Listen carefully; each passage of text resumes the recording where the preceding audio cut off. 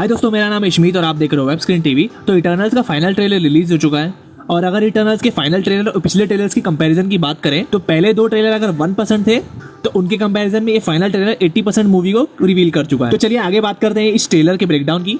Won't you take me home? Give me wings to fly. तो भाई लोग, trailer का ब्रेकडाउन करने से पहले हम लोग ये समझ लेते हैं फटाफट कि इटर्नल्स और डेविएंट्स की जो कॉमिक स्टोरी है वो एक्चुअली है क्या।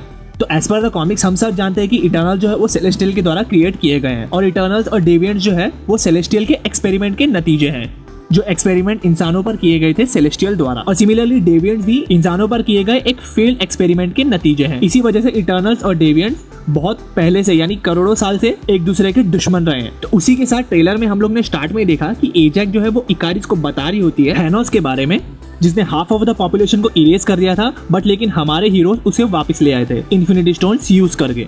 तो यहाँ पे अगर बात करें थैनोस की, तो थैनोस जो है वो एक डेविएंट्स की तरह दिखता है as per the comic books. तो एजैक बता रही होती है कि हल्क ने जो ब्लिप की थी उसी की वजह से लोग वापस रीअपियर हो गए 5 साल बाद, और उनके रीअपियर होने से ब्रह्मांड में एक ऐसी एनर्जी क्रिएट हो गई है जिसने शुरुआत की है किसी चीज की जिसको कहा जा रहा है एमर्जन। और वो क्या है उसके बारे में इतना डिटेल बताया नहीं गया है ट्रेलर्स में। उसी वक्त आगे हम लोग ट्रेलर में देखते हैं कि ऊपर से कॉमेट जैसा कोई धरती पे गिर रहा है। मोस्ट प्रोबेबली ये डेविएंट्स की आर्मी हो सकती है जो कि 7000 साल पहले धरती पे क्रैश हुई थी।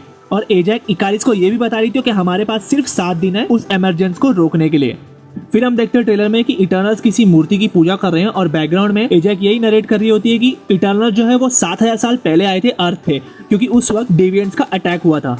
और जब उन लोगों ने अर्थ पे अटैक किया था तब इटर्नल्स आए थे अर्थ के लोगों को उन डेविएंट्स से बचाने के लिए। और वो जो डेविएंट्स थे वो कुछ इस तरीके से दिखते थे, जिनको मोस्ट प्रोबेबली इटर्नल्स ने हरा दिया होगा उस वक्त, और वो लोग यहाँ ही रह गए होंगे अर्थ पे।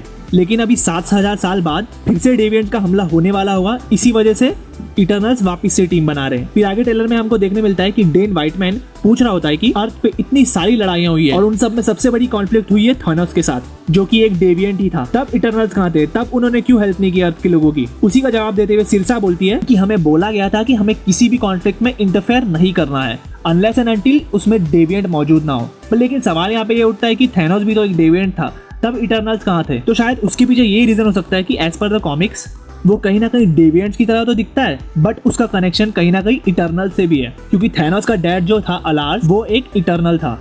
इसी वजह से शायद थैनोस को इंटरप्ट नहीं किया गया इटर्नल्स की तरफ से। मोस्ट प्रोबेबली ये वाला रीजन भी हो सकता है कि थैनोस कुछ ही वक्त के लिए अर्थ पर आया था, इसी वजह से शायद इटर्नल्स को पता नहीं चला। फिर आगे ट्रेलर में पूछता है डेन व्हाइटमैन कि वो कौन था जिसके आदेश पे आज तक किसी इटर्नल ने इंटरफेयर नहीं किया कोई भी कॉन्फ्लिक्ट में। तब हम देखते हैं वही सेलेस्टर को जिसको हम लोग ने guardians of the Galaxy movie में देखा था, जो कि पावर स्टोन का यूज करके प्लैनेट्स को डिस्ट्रॉय कर देता था। तो अब उन लोगों के पास सिर्फ 7 दिन बचे हुए हैं किसी बड़ी मुसीबत को रोकने के लिए, मोस्ट प्रोबेबली एमरजेंस का क्रिएट होना या फिर डेविएंट्स। फिर हमने देखा इकारिस को, जो कि और भी इटर्नल्स को ढूंढने निकला है, क्योंकि एमसीयू में इटर्नल्स तो थे बट वो लोग 7000 साल पहले आए थे अर्थ पे, और कोई भी इटर्नल्स एक दूसरे को सेंचुरीज से नहीं मिले।